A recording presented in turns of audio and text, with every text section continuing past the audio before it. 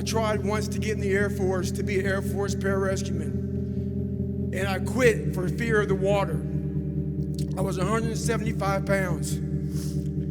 I left the Air Force 4 years later at 300 pounds. I went from 175 to 300 pounds.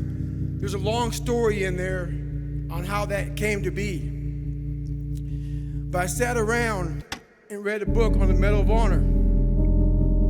And those guys, all I wanted to be was an uncommon man. In my whole life, I was not that. Much worse than that. I read stories about men like you, Doc, who had the courage to jump on grenades and stuff like that.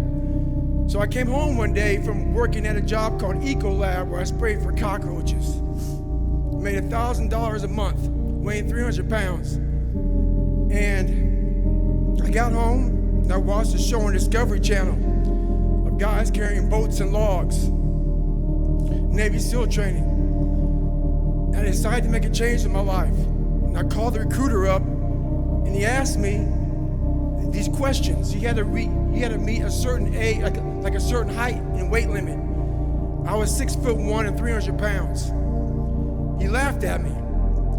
7 other recruiters laughed at me. One recruiter finally said, "Come on in, I'm too busy to talk to you on the phone."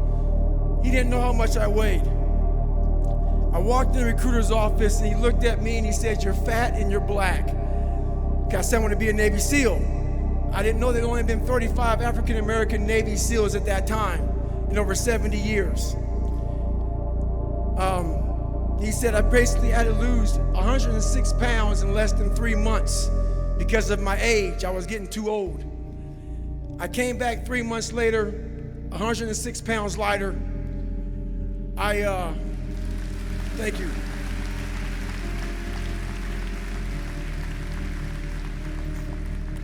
And literally, I spent 18 months going through BUDS, which is a 6-month program. Went through 3 hell weeks. That is where I met Marcus Luttrell, Danny Dietz, Michael Murphy, another Medal of Honor winner.